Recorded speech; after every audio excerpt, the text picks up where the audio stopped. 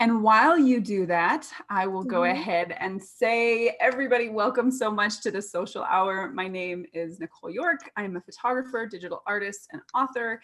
And today I have the pleasure of chatting with an international fine art, fashion, and portrait photographer whose magical aesthetic has gained her fans all across the globe and garnered her features in industry magazines like Rangefinder and PhotoPlus.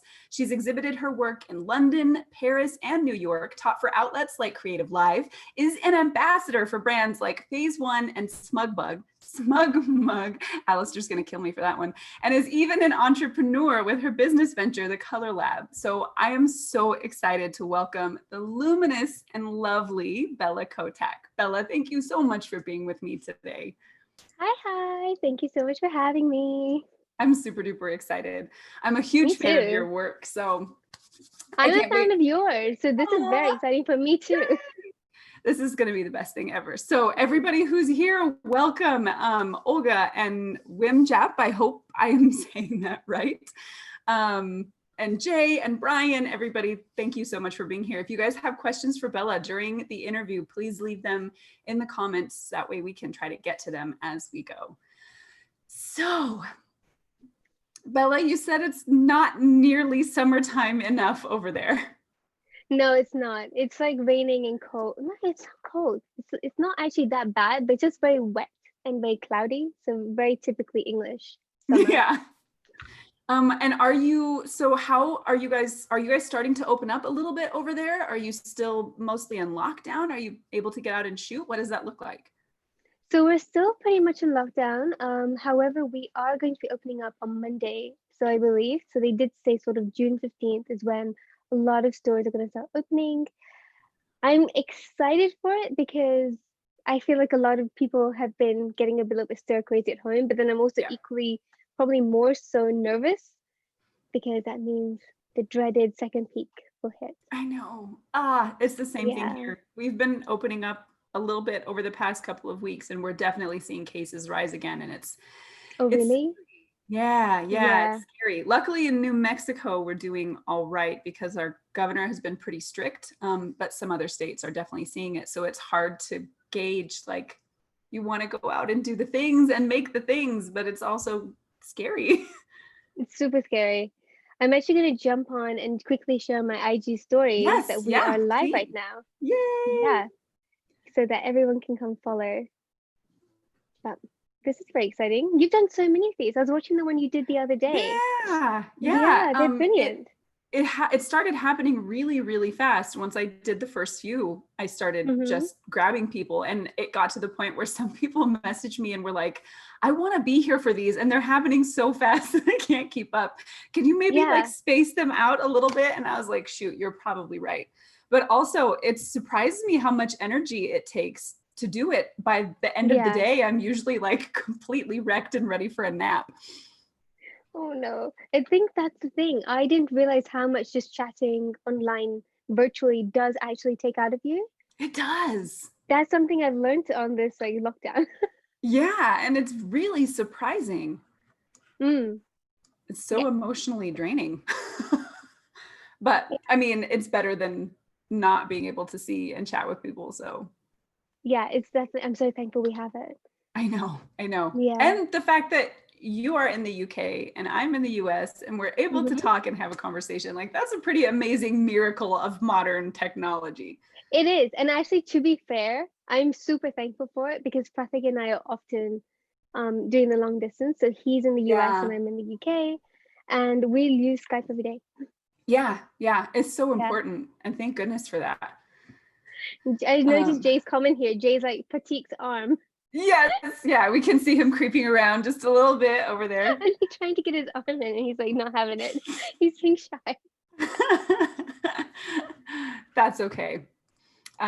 They at least have the interview with Pratik to go back to, so Mm. they can do that if they want to. Oh, Sarah's asking if you're sick of him yet. Do you know what? No. Even though this is crazy, this is literally the longest that we've ever been together in one full trip in our entire relationship of I think how many years? 5, 6 years? So crazy. Isn't it crazy? We have a very interesting dynamic but often we're never really together longer than 3 months. Yeah. So now it's going to be like 4 months, and I'm really excited. I'm like, Yeah. stay longer, stay for 6. That's pretty awesome. Do you think it will make it, I know both of you travel so much. Do you think it will make it harder then to like go back to the way life was before not spending all that time together? I don't know, because this time would be longer, but I also think it might be okay. Like we're kind of, I don't know, I feel like we're trained. Like Yeah. I think it'll be okay. And it's It'll funny be how, different. have you guys noticed that that time apart actually makes you want to be together even more? Like makes you appreciate the time that you have together even more? Yeah, I do. I love it. I love it when we're together because I don't have to keep calling him. I don't have to schedule Skype calls in. He's just there. Yes, he's just there. Yeah, I found the same Yeah. thing as a military spouse those times. I always, of course, I hate it when my husband's gone, but then at the same time, it means that we never get into that rut of like, oh, you're still here. Like, I need a break from you. We never feel that way, which is really nice. Yeah, that's true. It's actually really nice though to get the break. Mm-hmm. Yeah, I think we both agree that it's actually really nice to get the break sometimes. It's not like we don't like each other, we obviously Right. do, but it's just nice to have some space. Yeah. Hmm. And then you have that time to be creative where you don't have to feel guilty that you're ignoring him or like Yeah, not spending time with him. And he yeah, gets to do the same. So that's kind of yeah. We nice. just dive into our interests. He dives into more traveling, I dive into more projects, and then we just collide and then we do computer time together. Get in that daily computer time. Mm-hmm. It's So fun. I was super curious. I know I mentioned to you before we started, I was not aware that though you were, so you said you were born in the UK, but you actually grew up in Kenya. Yeah, That's yeah. so interesting. So how did that come about?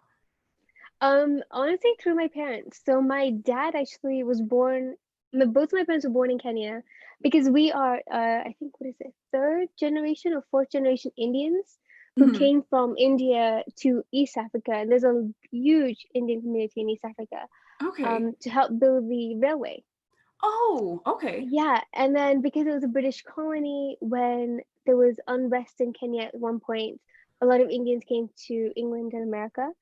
Right. And so my parents were actually born in Kenya. And then when my mom's family actually was in the UK, so when we were born, she gave birth to us in the UK because it was just, I think in her mind, just better healthcare. She just wanted Right. to give birth safely and be with her family. Sure. And then we just went back to Kenya because my dad was there. So we grew up there till I was 16. Mhm. So Yeah, was that, and then when you came back to the UK after that, was that like a crazy transition for you, or did you it was guys? horrible. Oh, It was like the worst thing. I didn't realize it was so interesting because growing up there, it was very idyllic and everybody knew each other. It was really community driven, so we all knew each other. Um, I loved it. It was a summer shiny every day. We literally lived by the beach. I oh, would I would escape a lot though in storybooks and movies and loads of TV shows. So I felt a little bit separated from like the creative world because it felt okay. like everybody was creative in America and England, and I didn't feel like I was very much connected to the culture there in terms of storytelling because a lot of the stories I was ingesting was actually from the Western world, which was Okay. fascinating. Yeah. Yeah, and then um, but it was really good as well for me because over there you really do see a whole. It was just a melting pot of culture. So I had friends who were African, I had friends who were Indian, I had friends who were Muslim, I had friends who were British and Israeli and Spanish. So there was just a lot, and Japanese. So there was just, it Mhm. was actually a melting pot in East Africa. And I didn't know racism, like at Right. all. Like I never felt that it impacted me personally growing up because everybody was different. And Right. I actually talked to my friends about it, and my friends were like, "Yeah, we never felt it either because everybody knows somebody from a different culture. You just feel like Right. it's normal." And then it wasn't until I moved to the UK when suddenly I was like the one of two brown people in a very white school, and there was such an ignorance around race, and I started to get called names, and I started to really be conscious of the color of my skin. And I Yeah. found that was my biggest wake up call when I moved to the UK. I suddenly felt like an outsider or an other. But I found that really strange because Kenya is a it's an African country. Like the people are, African people, Sure. but they're so welcoming. Yeah. They're so welcoming. They're like, you're in my country, but we will look after you and we will share our music and we will share our food, and it's very welcoming. Their culture is so welcoming. So I just thought every country was like that. They're not. Uh, Yeah. that So had to it's be so hard, especially at that age when yeah. like everything is so tender and your soul is so tender. I mean, then I discovered Linkin Park, and well, what do you do? Like, I was like, Linkin Park, heavy metal music. That's it. Everything black. I'm an individual. Don't talk to me. oh my gosh, I can't even imagine that. That's so funny. Because like you seem so like I just want to be like, look at you, you're so sweet, and like to imagine you being like rah, wear the black clothes and listen to Oh like my gosh. emotional music.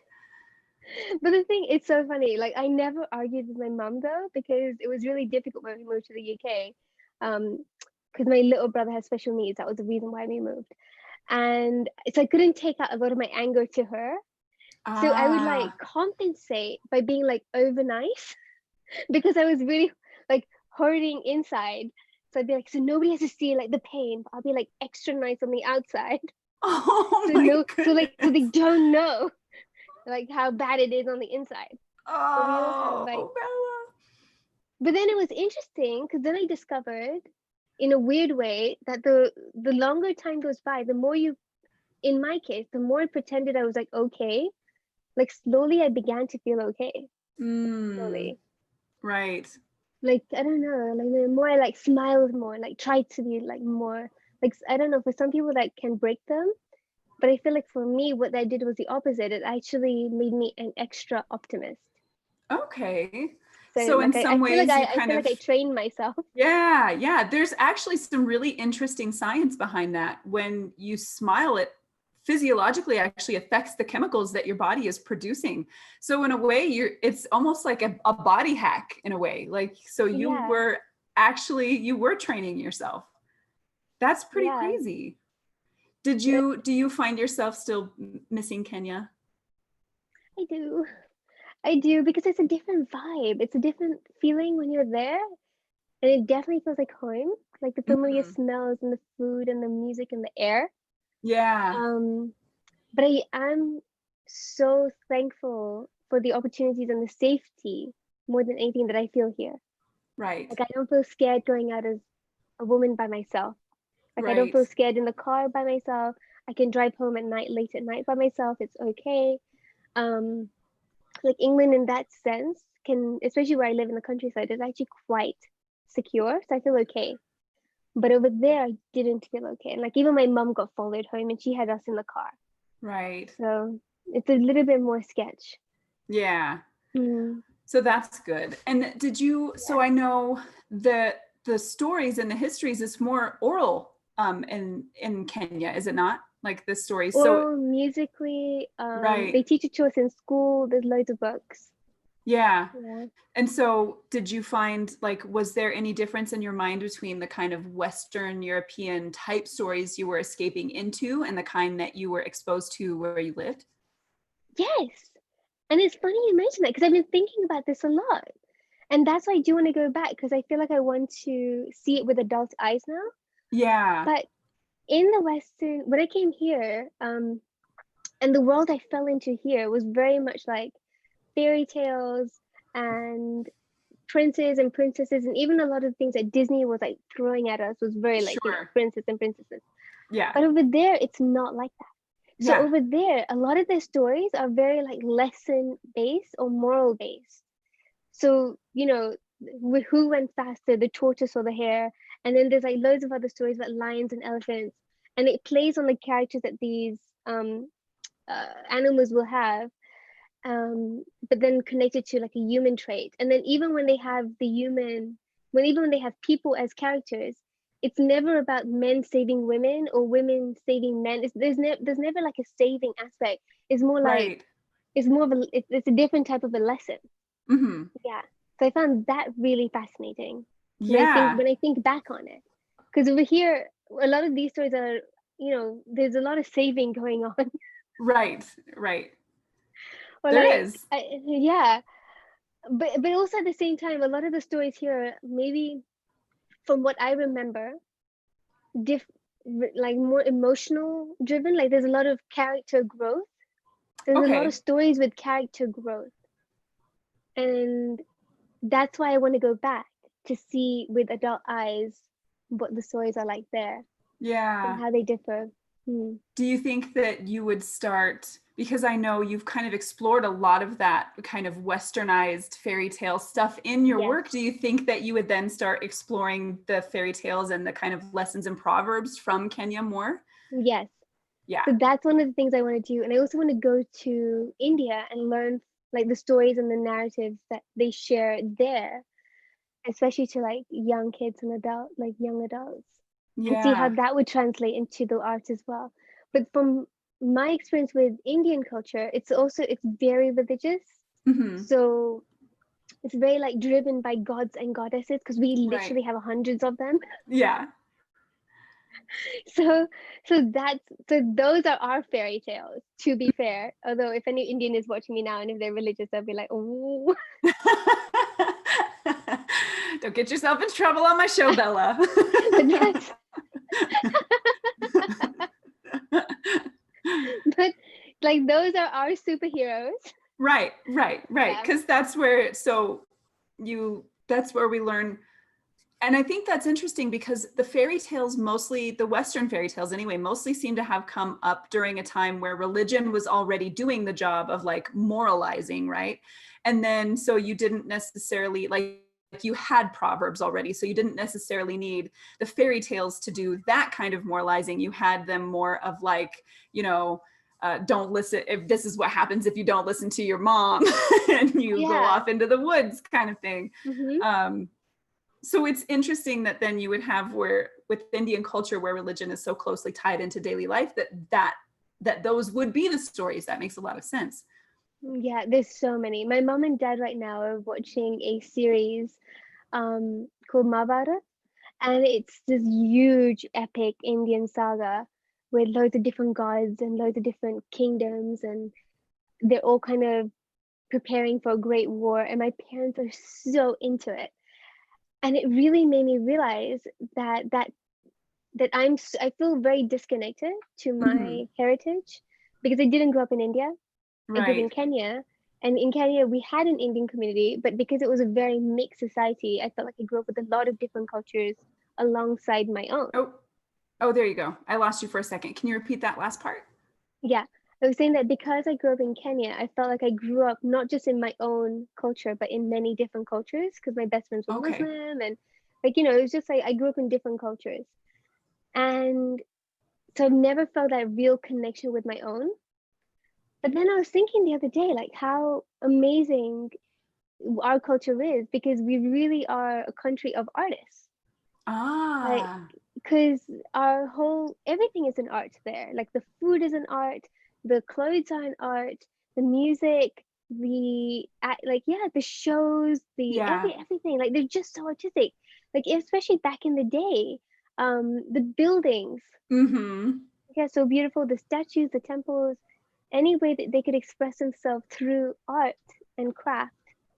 Yeah, I think that's amazing. Like, yeah, we're It really creative. is. Yeah. And do you Mhm. think that if you do take that time out to go back and then kind of connect with those stories and that history and everything, and when you interpret that through your art, do you think that might help you feel more connected to your culture? Maybe, maybe. Yeah. I don't think it's necessarily important though for me to feel connected to the culture. I think I'm very secure in myself. That's good. So I I'm probably just doing more out of this curiosity Okay. and the joy of loving culture. So whether it's through that or it's another in like religion or another community or another culture, I still had the same fascination because I just think people are really interesting. Yes. Oh yeah. Yeah, yeah, they are. So then Yeah. that makes me wonder when you started with photography and started exploring these kind of fairy tales that were like an escape for you as a kid, what was it that, did you have something that you wanted to say, or was it just, wanting to bring them to life? I think actually it was escapism. Yeah. So initially when I first photography for me has always been about escapism. And it's only just starting to shift. But when I first started taking pictures, it was to escape the choices that I was making. So Ah, I wanted to do like fashion design or fine art. And my parents were like, no, you have to go do architecture. No, you have to go to university. You have to go to university. And I was like, okay, in that case, I will pick architecture because it has the letters for art in it. Like that, mom and ah. dad. Really thinking ahead there. Exactly. It's just really crazy. Um, The nicest way to rebel ever. I was like, I will go to university for you, and I will make sure that I'm picking something that has something relatively artistic in it That's so for funny. me. So it's like a Yeah, win-win. But it wasn't because I wasn't actually very happy. right. So because I was deeply unhappy and I was working in a practice as well at several points, and I was just very unhappy. So because of that feeling of just making, I just felt like I was making all the mistakes. I felt so lost. I felt so trapped. I felt really angry at myself more than anything for not feeling strong enough to make bigger decisions like just leaving this career. Oh, I didn't know where to go. I didn't have much money. Um, it was just very difficult. And so all of those feelings were just pushed into photography, a medium that I'd recently discovered, and that I was able to bring to life these characters slowly because it was an evolving process sure. that were delicate and strong and independent and living their own lives in this beautiful, fantastical world. And then slowly they began to become like a lot more stronger. Like they started to wear armor, they started to wear crowns because Ah, as I was getting stronger in myself, my girls were getting stronger too in my photos. So there was like that sort of natural progression. And like I started to see them as queens because I started to see myself as a queen. I And love that. yeah, it was just very like an organic process how it kind of just happened. And I was so thankful that I discovered that medium because I think it really helped me Yeah. with a lot of self-worth. So that's why I'm always so supportive for any other creative coming on board in any way they ever want to express themselves. I'm like there for it because art is so powerful. It can really help you and really heal you. Yes. Um, and then I'm kind of at the age now where it is my reality. Like I managed to make this a career. So it's not something I need to escape into. So what does that mean moving forward? Um, Ah, yeah. So what is it now? It's I think now it's actually about like sending a message. Like right. I don't know, like designing a world that I want us all to live in. I'm not sure. So I create really openly. Um, but like I feel like that's where I am right now. Like what is a message I want to share? What is the kind of women or men that I want to portray and how do I want to portray them? Is what kind of love do I want to portray? Like what do I want to see in the world? And then Right. how does that translate into my work? Like I I want to love see a lot that. of love and I want to see a lot of acceptance in the world. I want to see a lot of all kinds of love actually. And so now moving forward, that's how I feel like my work is just going to be progressing. Right. So it's so neat that you're able to look back and actually see the change in your work as you grew and changed as a person. And I think you're right, that shift between using art as a form of therapy or as a form of escape does definitely start to change as you move into the professional side of life, and then you do have other decisions to make because you're now creating for an audience as well as just creating for yourself. Yeah, exactly. So one of the things that was really something that I learned a lot about was inclusion. Yes. So initially when I was creating, I was just using my friends and Uh-huh. using whatever models I had available around me. So I live in Oxford. There's not that much diversity. Right. There really isn't. And I would just use freelance models, and there wasn't much diversity in what I had available. So I made like a couple of model friends, and they happened to be white. And then my girlfriends are white as well. In fact, all of my girlfriends are white, um, which I don't care about because they're just cool people. Sure. Um, so when I'm shooting my friends, who I feel are very inspiring to me, I obviously was having a, picture after picture was just, very representative of one skin color. So I started to get messages from people about 3 years ago or 4 years, 3 years ago, around 3 years ago, saying, "Hey, Bella, I noticed that there's not a lot of diversity on your feed. And this isn't like a criticism, but it's maybe something that you should really consider because it doesn't feel very inclusive right now." And that was really interesting because I never thought about it that way. Right. And I was like, holy shit, you're right. Actually, this Yeah. is really important to me too. And I didn't realize until you mentioned it to me.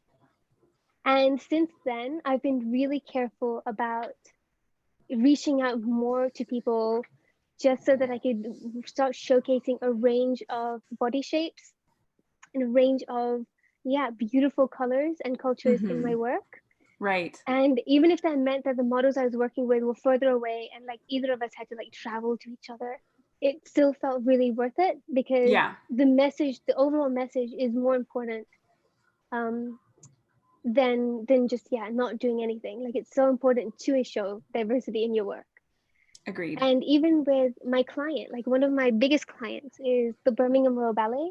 Mm-hmm. And one of the reasons why I was so happy to work with them because from my initial meeting, the first time I met them, um, we were shooting the Nutcracker and we were shooting Beauty and the Beast, and they had as their principal dancers a range of like diverse dancers. Yeah.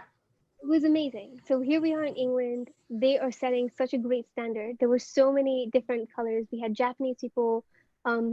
I wouldn't. Yeah, like yeah, just loads of different colored people. Basically people of color as Right. leading roles in plays and in ballet productions that you wouldn't normally see people of color. Right. Which was definitely Yeah. missing from that environment for a long Yes. time. Yeah. Yeah. And I felt like, you know what, this is great. This is a client that I want to work with, and I will change my fee a little bit for because it's a pleasure to work with you guys and I want to support you in any way. Right. Yeah. So when you are putting together then these stories first, how do they come to you? So when you are inspired to create, what does that look like? And then what's your process like to start bringing those to life? So it's very much like a puzzle. So I have a book with ideas, Yes. and I just collect a lot of things in there. I have a little printer with like one of those zero ink prints, so I can go ahead and just anytime I find something interesting on my phone, just print it out and stick it in there. So I'm very Okay. visual. Yeah. And so I have a book of ideas, and then I have designers that I like to work with on a regular, or I'm always looking for new people to work with. Mm-hmm. Um, so I'll reach out to them and be like, hey, have you got any like new things to work with? I had this idea, this idea. Do you have anything in that kind of aesthetic? And then I start getting pieces from designers. So I'll get dresses and headpieces and all kinds of stuff because I am not talented in able to make my own designs. So that's fine because there are plenty of people who are. Right. So I'm happy to use all of our collective talents to build this all up. So I just reach out to people who are better than me. Yeah. Yeah. Yeah. Yeah. And then I will wait for I'll like go location scouting, which is what happens naturally anyway, when I'm out on a walk, when I'm driving around, I'm always looking. Right. And I'm always looking online as well to see what's happening. And I always sort of now I know because it's been a few years what's blooming where. Yeah. Yeah. I feel Um picture you have like a little radar in the back of your head that's like plants in this direction. I know yeah, flowers are over there. yeah, lavender's growing now, roses are growing now. Like that field is Yep. gonna look amazing in 2 weeks. Yep. Yeah. Um, and then after that, it's just a case of kind of pulling it together. So I'll check and see what models are available, and then I'll just start booking the dates in. Um, and then on the day itself, usually it just depends on how it comes together. I'm very free flowing. It sometimes feels like I have a lot of planning, but the Hmm. reality is I usually plan it within like the day before. Yeah. The planning actually happens the day before. So I will make the prop the day before. I will like, yeah, go scout the location and make sure everything's fine the day before. And then on the day, we just like go nail it. So do you Yeah. feel like what you do is kind of build like a framework in a way so that when you get Mm, there, what you yeah. can create just fits inside the framework? Yeah. Yeah. Yeah. I'm really easy. So I kind of am very open to ideas. I always have like a rough idea Yeah. of what it is, but I'm not attached to any particular visual. And it's Okay. really important for me to do that because the moment I get attached to a visual, I feel like I'm setting myself up for disappointment. Ah, that's such a good point. Yeah, because if you're not attached to a visual, especially if you're somebody like me who's not completely confident that she can achieve a visual, Ah, then yeah, then I just attach myself to the idea. okay. And then yeah, and then what I do is I have complete and utter trust that I can execute the idea. So whatever it looks like is what it looks like because the idea succeeded. Right. Yeah. I love that. I know I when I interviewed Brett Stanley right at the very beginning of this entire process, he said something really similar that was basically I just create the environment for good things to happen and then Mm. just trust that good things will happen in that environment. And I thought that's so cool because it's even a good life philosophy because when you have these hard and fast expectations, probably 9 times out of 10, they're going to get disappointed. And that's not easy to live with. I mean, that feeling of disappointment. Yeah, I did that for my wedding. No, no. Like, probably the I was one like, time you really shouldn't have done it. everyone told me not to do it. I told myself not to. What do you do? But I fell into the trap. Oh, no. It was an amazing day, amazing day. But you do fall, I don't know if it's like a typical thing, easily done, but I fell into the trap of like, this is what's gonna happen. Yeah. And it doesn't, because every wedding is different. Things gonna go wrong. Yeah. Yeah. That's so funny because Like if, I'm definitely somebody who has a picture in their head, like not always like an exact picture, but definitely very strong visuals that I'm seeing, and I'm like, okay, I need to make that work. And every now and then it comes together perfectly, and the clouds open up and rays that's come down. And I'm amazing. like, ah, and then, but probably 3/4 of the time, it ends up somewhere in the ballpark, just not Yeah. exact. And I definitely have had those feelings of like, oh no, I'm a terrible photographer. I No, can't do you're the not. thing, you know. Mm-mm-mm. But I No, think you're I not. think that's such a good insight that what I'm doing is probably focusing my energy and my expectation in the wrong part on the final image instead of the idea of it or the expression of it. Yeah, maybe. I don't know. It honestly really depends on different people. It genuinely depends on your creative process. And there's Right. nothing wrong with your creative process. You just have to tweak it and tweak it and tweak it and tweak it and tweak it until you are completely comfortable with it. Um, yeah, I've been really lucky though that a lot of my clients actually trust my crazy creative process. Sorry. My pug is going to beat up the garbage truck apparently. Oh, is that him in the background? Yeah, wait, I should have closed the door to that room because she hears the garbage Oh, truck and she's she's like, not in my neighborhood, you bastard. And she just goes flying in there. cute. Whoops. Cute. Yeah. Yes, so I love that idea. I think that's a really smart way to go about it, and recognizing that like as much as in control as we wish we could be, there's always going to be something outside of our control that threatens our perfect ideas of how things are going to be. And I think it must work so much better to be like, as long as we're in this ballpark, it's going to be good. Yeah, I mean, so for example, I haven't shared these images yet, but they're going to be coming. I started to share them, but then Black Lives Matter happened, and that takes Right, way much more priority. So these images and the video will come out a lot later now. right, But right. for this shoot that's coming out soon, I had a really particular idea of how it would look on location. Hmm. But we had so much fun prepping for it that I totally forgot that the sun goes down really early in winter. So by the time Whoops. we were finished, we only had 20 minutes to shoot. Oh, And as it was already like getting dark. Oh, I felt like so annoyed at myself because we'd put all this effort in as a team, yeah, and here's the shooting part, but it's practically pitch dark. So we go out on location and we still get the shot. I don't know if it's the shot, but it's a shot that I'm really happy with actually in the end. right. I'm very happy with it. I feel like it was different to what I had envisioned, but that was okay. I wasn't particularly attached to it. Yeah, And I think it turned out exactly how it was supposed to, which is my philosophy. Like things turn out exactly how they're supposed to because it happened that way. right. And then we came home and I was like, right, okay, in that case, we'll set up a backdrop and still put everyone's efforts into, you know, immortalize them into a photo shoot and just set it up with lights in the backdrop, which wasn't even on the radar for me actually for that particular shoot. It just wasn't. Yeah. But because of the conditions of the day and we still had some time and we hadn't taken more than 20 photos, I thought we should really try another thing right now. And Right. they set up the backdrop and we did some photos in my living room. Hmm. Turned out that I created like what is probably going to be my favorite set of images for a really long time. Yeah.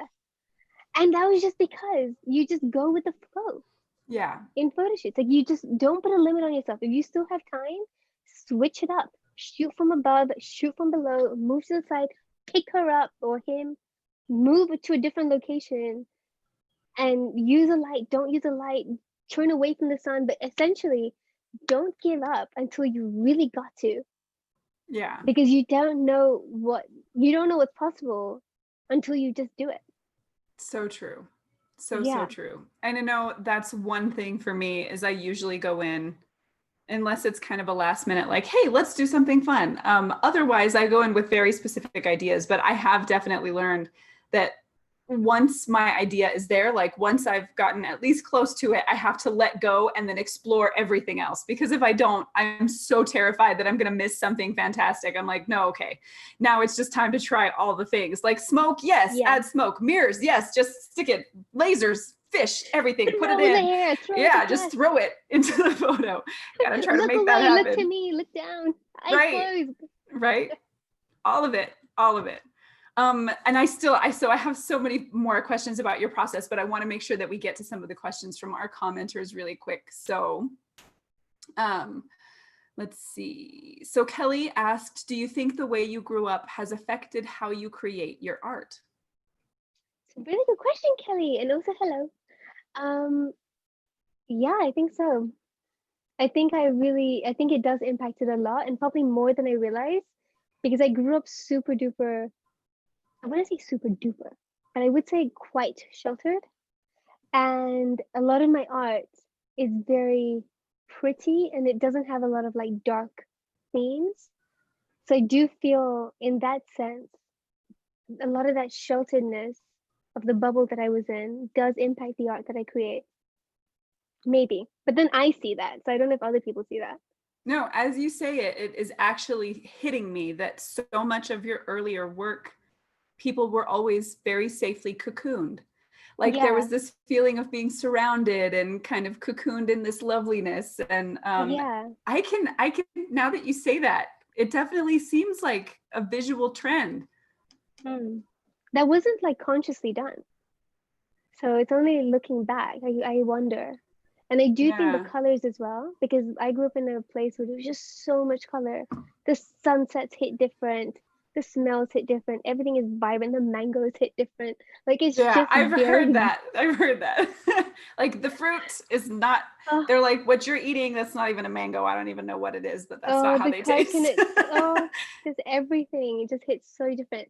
And I wonder if some of that vividness comes into the colors I create, even though they are quite dark and rich, but the love for color, I think, comes from my childhood. Mm-hmm. I don't do pastel colors. I try to do Right. it. I struggle with pastel colors.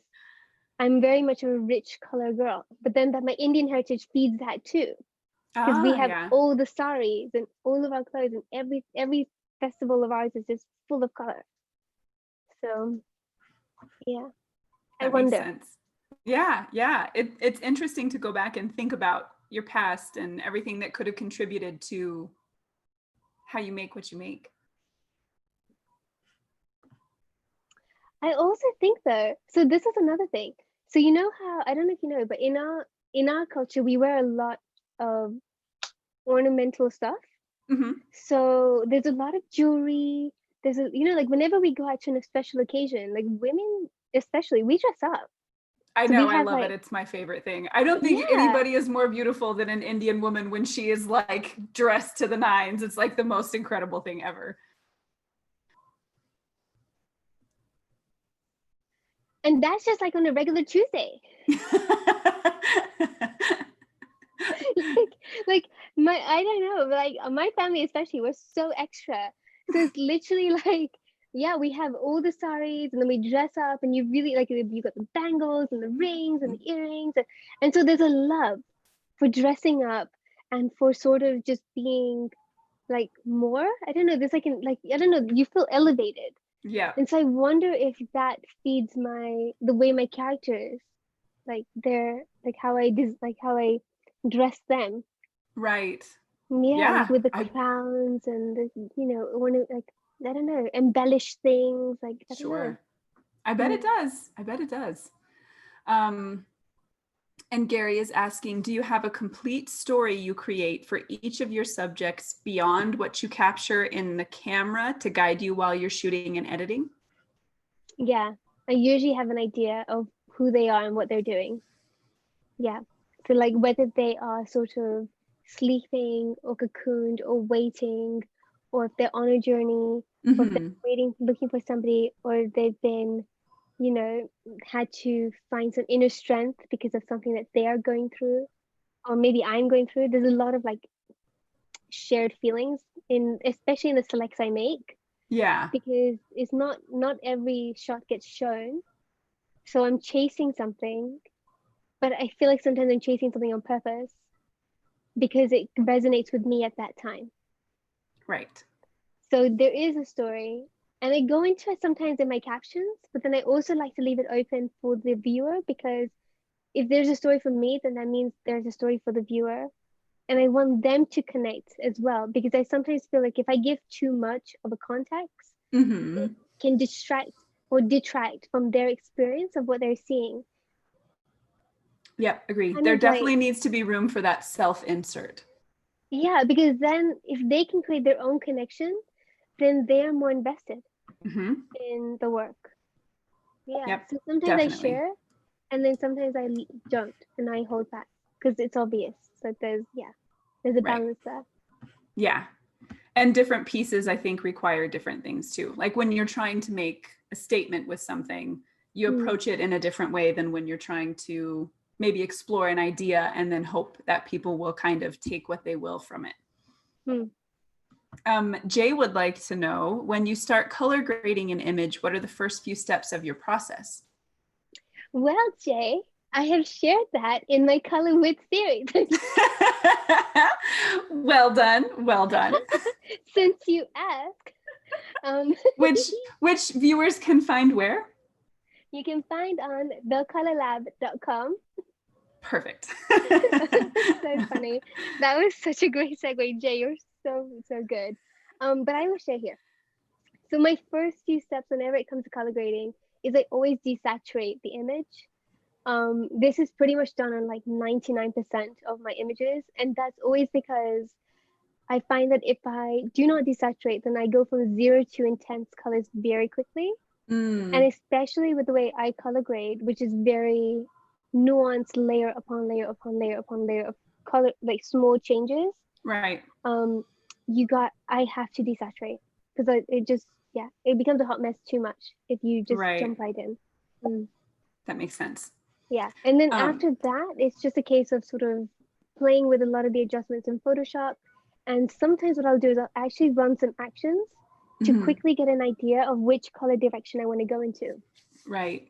Yeah, because there's like 500 choices, right? Like that's the Yeah. pain, the the trials and tribulations of color toning. Oh my gosh, it is so much. Like, and Yes, you can end up totally hopeless by the like you're halfway through and be like, this is never gonna look the way I want it to. I know. And then you can actually color tone to a point where it looks fantastic, or so you think. And then you walk away, Yeah. and then you come back, and you're like, oh my God, she's green. Yeah. Yeah. Everything is red. Like I don't know. Like, yeah, this happens. Yeah. And you're like, how did I ever, why that did not, how, I don't even understand how my eyes work at all. Yeah, it's not your eyes, it's everybody's eyes. We just, Yeah. yeah, we do the thing. They need a break. Yes, they do. So that's fantastic advice. People take breaks from your images when you're color grading them. I will often send them off to Kate and be like, please help me. Oh, What am she's I the doing master. wrong? And she's like, Yeah. there's too much magenta, obviously. And I'm like, Oh, oh, obviously, of course. remove that, the magenta. yeah. It's so good to have a friend like that. So Pratik is my reference. Yeah. Yeah. Mm. Yeah. I think it's always good for us to have a few people that we trust their kind of like skill and their aesthetic. So we can be like, just double check me here, make sure that this is, not a hot mess. It does help though, because if you think about the story that your image, or like the feeling you want your image to convey, that helps. Yeah. Yes, because that's when you can like start diving into like color psychology. Mm-hmm. Because if you want your image to evoke feelings of peace and serenity, then already there's a color palette that you can start gravitating to that will enhance that feeling. Right. And if you want your images to create feelings of hope and joy and lightness or warmth, then there's a color palette already there, like yellows and oranges and reds. Mm-hmm. Well, more yellows and oranges that you can start exploring to explore those themes. Yeah. So just thinking about what it is that you want your, like, what feeling do you want Mm-hmm. your image to convey? Like, if you want it to convey pain or, something like more sharp, then maybe Right. red is quite an effective color, because Mm-hmm. red is like a highly charged color. Right. So, just like thinking of it like that, like, what is it that you want to convey? Like, what is that feeling? Yeah. And then you can use that feeling as a starting point. And that's when you start consciously using color to as a storytelling element Mm-hmm. in your work. So it's not just like an afterthought. It's not just there to like make your image look pretty. It's more like is a conscious decision. Yeah, as a storytelling element. Like it has Right. a meaning. Yes. Yeah. I Mm. feel like when I started doing that, the look of my work changed 100%. Like I didn't realize how much of a difference there was going to be between just an image that had proper white balance and that was it, to one that had a feeling like it. I guess for me, I don't want it to feel like it's part of the real world. And so making that move definitely changes the entire feeling of the work. Mm. Yeah, interesting. So yeah, I mean, you know, it is what it is. Bryce has got me saying that now. It is what it is. It Um, is what it is. it is. My kids do that. They're like, it is what it is. I was like, where did that come from? They're like, I don't know. I saw it on the internet.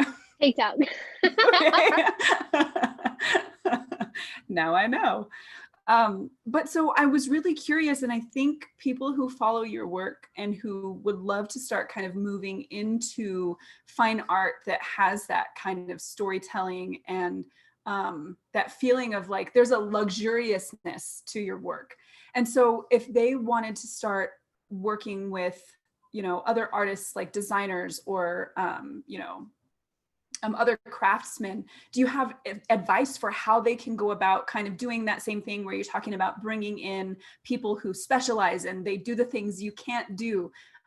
What's some good advice for how people can go about that? So I can share what I did. And that Sure. was I created images already with what I had.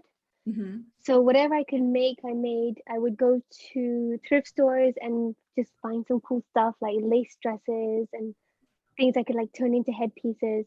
And so initially, especially if you're starting out, like if you're starting out from scratch, then create with what you can get your hands on, or work with a stylist because they usually have the contacts. But the important thing to take away here is to have images that you can essentially have in your portfolio. So when you do go ahead and start reaching out to people, you have images that you can show them of what your work is and what kind of quality they can expect as well. Because if you're collaborating, if you want to reach out to designers on a collaboration basis, they have to also be able to use your pictures to sell their products too. So often the collaboration works in a way that they send you stuff for free and you take the photos and you send the images for free, and they use those images in their marketing, in their business cards, on their social media, and sometimes on their website. Mm-hmm. So it's like a win-win. And if you and if they don't if you want to take your work in a really artistic direction, then maybe you want to show that you can still take some photos that are usable for them too. You don't necessarily have to show those photos, but you can send them those photos of like a portrait shot with the item in use or whatever, and they can then use in their field, in their marketing. So that's how it works if you're doing it for free. And I think having that portfolio is so important anyway, because then that just really sets a good understanding between what you can physically offer and then what they are investing, essentially, like what they are collaborating with. Right. And then another thing is if you really want to just jump right in and you don't really have the confidence to build up a collaborative relationship, then just ask if they rent the stuff. Right. Because a lot of the time I've done that. Like I've literally just reached out to a designer and just been like, hey, I really want to work with you. Do you rent out any of your pieces by chance? They do. Like a lot of designers actually do have a collection of stuff that they do rent out. Right. So I've done that too. I've rented out like loads of stuff. Yeah. And if you don't want to if you feel like working with a designer is almost a little bit too cumbersome, then have a look at what's happening nearby around you. There might be like local costume shops or local kind of theaters, like Mm-hmm. theater rental places, because they usually have some really great clothes as well, Right. from all kinds of different times as well, because there's all kinds of different characters and stuff like that. So don't keep your options closed. See what's available, because there's actually a big world out there. Even on Etsy. On Etsy, you have so many other people sharing loads of their jewelry that they've made, or Mm-hmm. headpieces, or clothes that they've made. And I found some really great people through Etsy, and I just reached out to them there. Right. So yeah. That's And fantastic advice. another thing. We're so lucky we have the internet. There's loads of Really? Facebook groups. Oh yeah.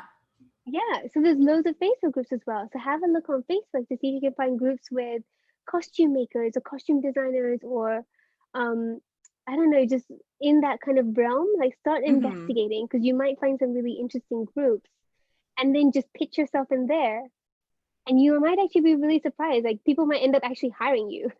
So Yeah. it might even not even be a collaboration that you might end up with. You might actually end up getting hired Right. to do their Right. lookbooks and their website images. So Yeah, which yeah. is actually fantastic, because it leads me into the next point, which I get asked a lot. And on some of the articles where I've gone to feature people whose work is more fine art or fantasy kind of based, a lot of the comments are always, these are so great, but how do you make money this way? So what advice would you give to photographers who want to go into that realm, but they don't know, I mean, who are my clients? Yeah, that's a really good question, and it's taken me a while to figure that out. Because it is a very niche genre, Right. and so with it you have to be quite creative in how you pitch yourself to clients. So I make my money from several avenues, one of which is doing personal shoots. So I actually get requests for a lot of personal shoots, but I actually have now started to price my personal shoots to a place where I feel a lot more happier. Mm-hmm. It took me a while to build up to that place, but I think like now the portfolio holds up. Right. So I do a lot of personal shoots. I reach out to a lot of companies, and I pitch the fairy tale stuff as well. Mm-hmm. But I also have some fashion stuff that I pitch in the portfolio too. So they know I can do both. Right. So what they really want to see, what I've discovered from the couple of the few companies that I've worked with is they want to see that you are creative Mm-hmm. and that you can interpret an idea. So often what's happened with me is that I will pitch the fairy tale stuff and then they will just be like, okay, well, we have this idea. What can you do with it? And then I would Mm-hmm. like pitch it back and show that, look, well, if I can create this, I can definitely create that. Yeah. Yeah. Um, a lot of my initial money when I was first starting out actually came from book covers. So I Right. would then message a lot of publishing houses and like pitch my work there and be like, hey, this is my portfolio. Can you please keep me in mind for book covers? Um, I can design them, this and the other. Like, yeah, just tell me what you want and I will happily do it. And I actually did a lot of those. And book Yeah. covers they pay pretty good. And then another thing I always found has been quite useful is getting into I don't know what they called, like licensing agencies. Uh-huh. But like there's Trevelyan, there's Archangel, so I share a lot of my images on there.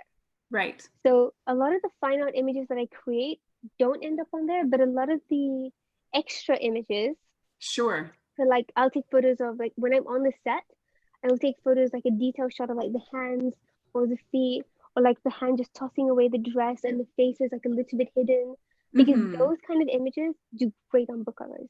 Yeah.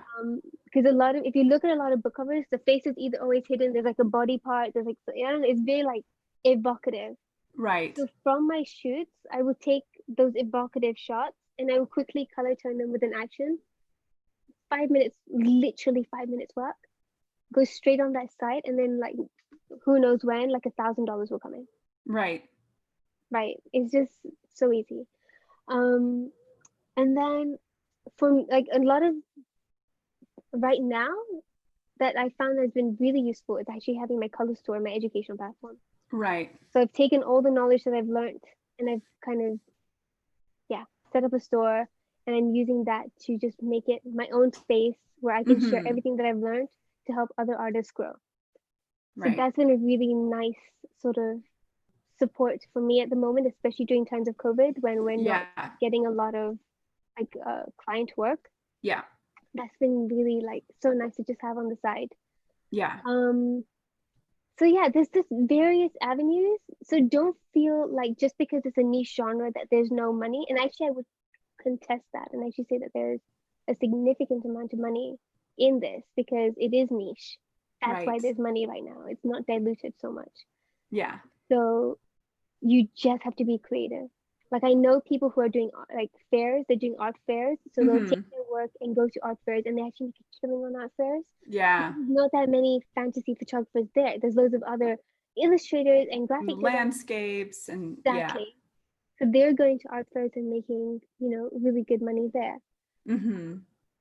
Yeah, Yeah. that's great advice. And I know that seems to be a theme with a lot of the people that I've talked to is they're talking about diversifying and about having these kind of different avenues where if, we get stuck in COVID, then they have their digital platform that they can use. And if, the digital platform goes down, then they have their in-person workshops or, these Yeah. kind of different ways that they can go about supporting themselves. hmm You can even offer mentorships online. Like, don't forget Right. that you can do Skype one-on-one sessions as well. So if anyone's ever interested in a mentorship, or you think that you want to do like a mentorship course and have like a group of 10 students, yeah, you can do it over Yep. on Skype, or Zoom. Yep. Share your Yep. screen and make it happen. Yeah. So there's Yeah. loads of this. There's loads of things you can do. You just have to honestly just look at what other people are doing. Yeah, it's not a bad Like place to start. that's literally what I do. I honestly just look at what other people are doing, and not just in photography, but outside of photography. I'm always just looking at what people, Right. and I always just think, okay, well, how can I like, what can I take away from that? Yeah. Yeah. Yeah. Yeah. I think that's super valuable because there are so many effective things outside of just the discipline of photography that you can use or adapt or change in order to, suit your style or your vision or how you want to exist in the world with your business. So many options out there. It was silly almost not to be paying attention and Yeah. use that to your advantage. And I think you just honestly the choices you make them because they work for you in that moment of time. And that's Mm-hmm. absolutely fine. So I knew from the very beginning that I would struggle with the studio. Like right now, I'm in the UK and I'm in the US and not in one place long enough to have a solid space. Right. Meant that I've had to be a lot more creative with how I get my income remotely. Mm-hmm. Yeah. Yeah, that makes a lot of sense. So hopefully people will be able to kind of take that advice and then look at how they want to proceed and what their life is like and be able to creatively make decisions that are going to benefit them rather than kind of taking the path that it seems like is good for other people when it might not be ideal for them. Like it would be probably a huge mess for you to have a studio space you were paying rent on when you're not even there to use it half of the time.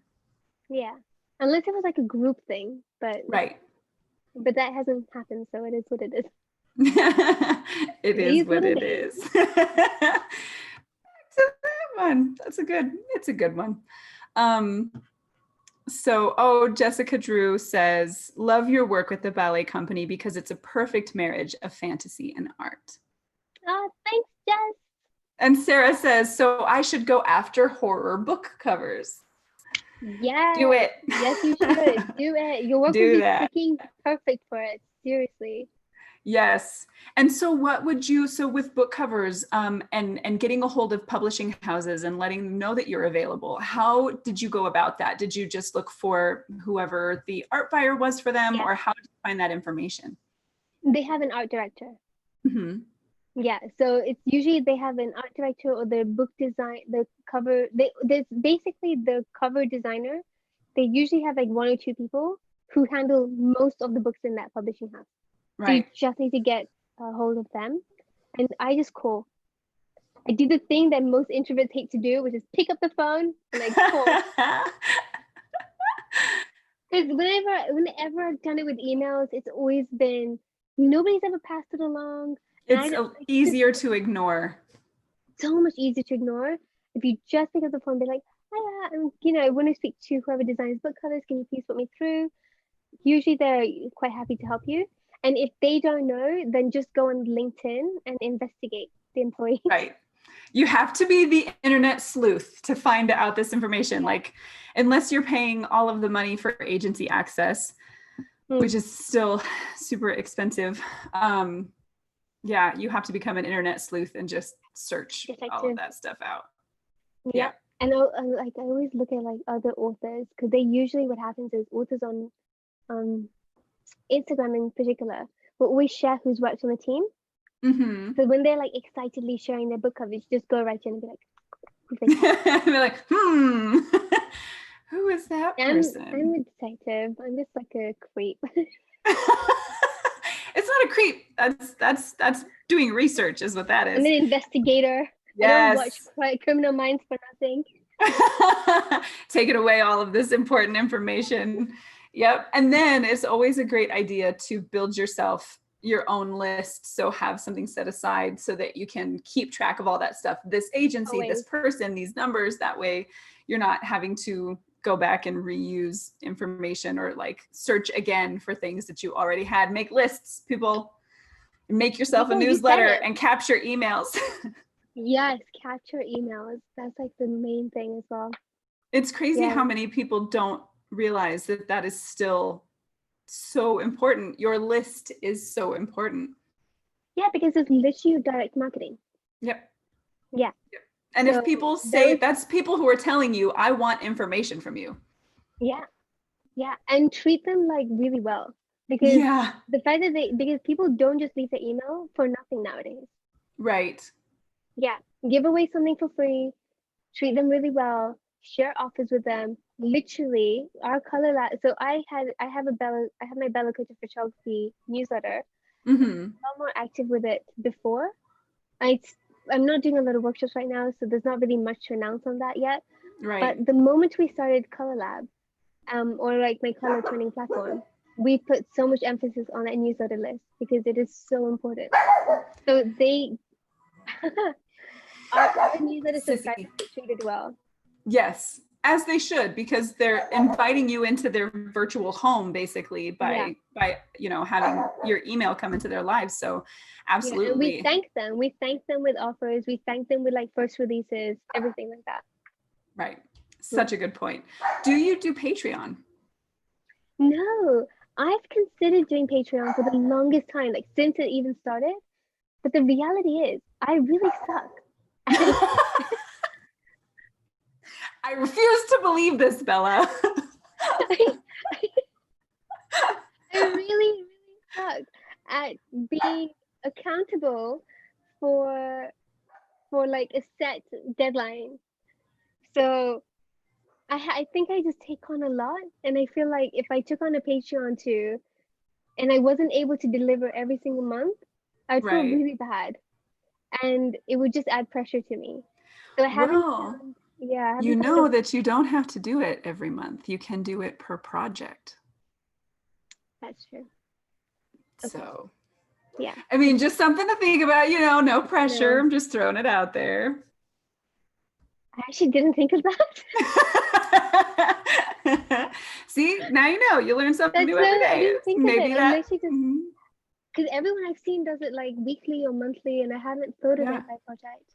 Yeah, yep, you can do it by project. There was one particular author who was making money per chapter that he wrote in his erotic science fiction space fantasy of a captain with a crew of nothing but women. So, I mean, of course, but he was releasing that per chapter, and there's no date for when it would come out. You would just get paid when each project comes out. So, it's This definitely is really something to keep in mind. interesting. Yeah, because I support other people's Patreons because I think it's so nice to support them as an artist. Yes, yes. And I'm not like it's not like I have a proper print store right now. I'm still working on setting that up. Hmm. But yeah, this is mm-hmm. I You know I heard can it here see the first. gears turning in your head right I'm now. like making a note right now. Do it. Do it. All right, guys, we are coming up on the end of the show. So if you have any more questions for Bella, please make sure you get those into the comments really quickly so that we can address them before we say goodbye. Um, yeah, Chris, It's per so nice project. to I see know how it's many amazing. people. I know So it's nice so to exciting. I love it. That's one of my favorite part of these interviews is being able to have people show up and be able to, because it's so important when you have artists you admire and you feel like, even though it's not necessarily true, but you feel like they're kind of out of your reach, like, oh, look at this amazing person. I'll never be like them. And then when we get to do interviews like this, people feel like they get a chance to interact a little bit with these people that they admire. So it's my favorite thing. And they often bring up really fantastic questions that I would never have thought of. So yeah. it's really great. So as we start to get, oh, thanks, Jay. I was going there, okay? As we start to get toward the end and wait to hear if there's any more questions. So you have the Color Lab, and then you have now a course recently that released. So tell us about So thank you for asking. I that. have a course called the Color Course. So earlier when I was talking about color psychology and how it affects how you approach a photo, that is covered in the Color Course. So I created the Color Course essentially as a go-to place for you to learn about color toning, but from the beginning. Right. So there's a lot of places there's a lot of educational content that sort of shows you how to do things. Mm-hmm. I really wanted to go deeper into and show you why you should do things, and also just like ask yourself what you want to achieve with your color toning journey. So the first video in the color course literally just focuses on theory, psychology. It talks about the psychology of colors, the theories of how color can be applied as a storytelling element. We look at examples of how color was applied back in the day in the art world. Mm-hmm. Back then, they didn't have a lot of colors, so they had to be very conscious with their use of color toning. Right. And with that, the idea is just to get somebody's mind starting to think, okay, so if I can start being more conscious about color toning, what kind of colors can I create when I look at my Mm-hmm. work? And then I talk about in the second video we go into okay, what are the tools available for color toning, Right. particularly in Photoshop. So I go through all the different adjustment layers, all the different adjustments, color adjustments that Photoshop has, and I dive into them in a lot more detail to just be like just picking them apart so everyone who's watching can get a really clear idea of some tools that they might not even have known about. And it's just really great because then you know what you have. Like the Yeah. palette of colors is available now to you. And then the third video is following with me as I edit an image from start to finish, and we can see how I use those tools to create the colors that I do. But then it's also important for you as well as a viewer to follow along, because then you can see how we build up color, and then it can also inspire you when you're pushing and pulling the sliders and tweaking the buttons and whatnot, that you can realize that actually this is really fun, overwhelmingly difficult as you might have thought. The idea is to make color toning really easy and really fun, Yeah. and something that you actively enjoy, and you have the power over your images as well. Because I think that makes you a stronger, you can share the emotion a lot stronger with your audience, like whatever it is that you want to convey. Yeah. Yeah. Agree. So that's And why I did that. so hopefully, so Wim Yap, I feel super, super bad. Please tell me how to pronounce your name. I think hopefully that answered your question on where online was an in-shop or an insight into Bella's Photoshop workflow, because it sounds like that's really a great place to go for how she works start to finish. Yeah. So You can find that at thecolorlab.com. And if you don't want to go there, then honestly, just go to my website, because there'll be a link to the Color Lab from my website too. and your website is? Kotak.com. Okay, perfect. William, okay, I can do that, William. And then Gary asked, what kind of discussions are you having with your subject on set? Oh, usually we keep it really light. So I just ask how they are doing, and I let them know what the mood is for the shoot and what kind of character I want them to convey. We usually have music on set, like when I'm on location or in the studio, I always have music, Mm-hmm. kind of like amplify the feeling. And oftentimes the model is always quite involved anyway, because I'm doing like, putting things on skin and like adding Yeah, colors to her face or flowers somewhere. I'm doing the hair or the makeup. So we're already like quite connected in that sense. And they're, sharing their ideas. I'm like, oh, what do you think if we do this? I'm like, oh, actually, I really like that. So it feels, it's important to me that it always feels like we're working together, and that it's not just me pushing something on right. somebody. Like I'm inviting them into my world, but I also feel like because they're the subject, they have something they want to bring. So I'm very open to it too. Right. Yeah. So what kind of music? Anything actually. So for example, it's always usually what the model wants to hear. Okay. Yeah. And it depends on the model. So so for the shoot that I'll be showing them, when I was telling you about the backdrops, Yes. that's a very like it's a very Asian shoot, Milan inspired. So we had the Milan soundtrack in the background. Ah, And yep. then like I was in the woods the other I day. just got that picture in my head, Bella. I can just see like, let's get down to business. Yes, that's literally how it was. Yes.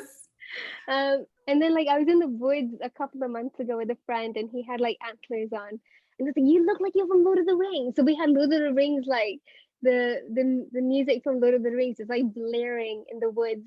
Nice. Like, I feel it. I'm like, yes, give it to me. Look away. Look at me. I would have loved to like see somebody who just went out for a hike that day and they hear the music and they're looking through the trees and there's this antler man standing there and like They're like, this happened. No, best thing people, I ever. think legit, I think people know me in Oxford now. I've And been they're like, oh yeah, that's the photographer. That's that girl. I had this one guy came up to me in a photo shoot, and he was like, "Oh yeah, I actually came across you before. You were shooting with that girl underneath that bush. Like, how did those turn out?" Like, yeah, they turned out great, thanks. Like today she's, covered in gold leaf. I Yeah. love that. Yeah, I do something similar. I usually am like the music is often I try not to, unless if we're doing like model headshots or something for an agency for their book or something, then there's usually like just whatever the model likes or is popular at the time is playing.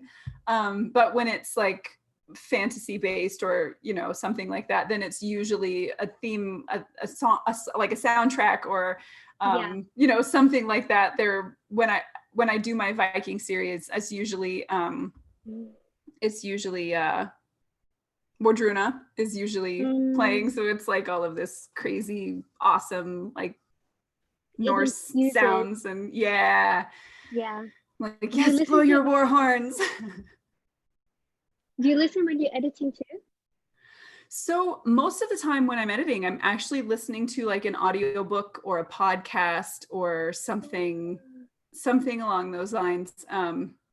And it's not like it's never an important book where I need to like Yeah. really be paying attention, but usually just something I enjoy, or a fiction, a fantasy or something I've read before, so I can Hmm. kind of enjoy it while I'm like editing away. But when I'm writing, if I'm working on my novel, I either listen to nothing or it's like background music that suits the Yeah. scene that I'm in. Yeah. It can't be That words though, because if there's words, I'm no, like you're I'm like, distracted. ooh, yeah, yeah, 100%. The only one who's I can listen to with words is Florence. Oh, It's because she's weird so because good. her words are so poetic. So then when Yes. I'm writing, I'll hear her words in my ear and then they'll somehow like feed the words that I want to share too. Ah, Yeah. And then I'll realize that I'm like suddenly writing in a really poetic way. And that's right. because Florence is in my ears. Florence is in there helping you. I feel the same way whenever I listen to Hosier. I'm like, oh, the poetry. Also, I have like a huge crush on his brain, so Oh yeah, he's fantastic. it's so good. So last question. Hannah would like to know, when the world opens up, where do you want to travel to? I really want to travel to Japan. I've been wanting to go for so long, and we were supposed to go this year, but obviously this is not going to happen. So Right. yeah, I want to go to Japan and go back to South Korea again because that was really fun. Yeah. My husband really enjoyed South Korea. Surprisingly, he says that they have the best fried chicken he's ever had. They do. Their fried chicken, another level. It's so Spicy fried crazy. chicken. Yeah. Yeah, you would Yeah. think like go to the American South if you want fried chicken, but apparently South Korea is where it's at for fried chicken. Yeah, I went to South Korea a few years ago and I loved it. Like I went by myself and I just loved it. I just love the vibrancy of it. Mm. Yeah. Well, Seoul, not like the whole country, but Seoul. Seoul was That's really so. vibrant. Yes. Yeah, yeah, yeah. Mm. Oh my goodness. I can't believe that it has been an hour and some change. This has been so much fun, Bella. Thank you so much for joining me and for Thank you for like having me. dropping all these wisdom bombs about your work and your process and stuff. I hope it was really super helpful to our viewers. And Thank you for so to joining. close, the last question I always love to ask is, what is your why? Why do you create? Why is it what you do? Really simple answer. It's because it's fun. Yeah, that's literally it. It's because it's fun. Life is too short to be doing things that are not that much fun for you. So find ways to have fun. I Yeah, love like that. find the fun in the pockets of every like, little moment. Yes, yes, Mm, yes, yes. It doesn't have to be any more complicated than yeah. that you like it. Yeah, make it fun, make it cozy, whatever you can to just make it a positive experience. Yeah, Yeah. that's awesome. Fill your life with positive experiences. That is the way to Mm, go. yeah. Agreed. All right, everybody. Again, thank you guys for joining us. It's always fantastic to have you. If you guys have found this content useful, interesting, if you could like and subscribe, that would be amazing. And if you think you know anybody who would love to hear from Bella and learn more about her process, not only maybe share this video, but send them toward her website and her Instagram so they can follow her work. All of those links will be in the description below, along with links to the Color Lab, so you guys can go and check that out there. If you're interested in the color course, you'll be able to find that information below as well. So one more time, thank you, Bella, so much for being here. Thank you for having me. Thanks Bye, to everybody for tuning in. everybody. Bye bye.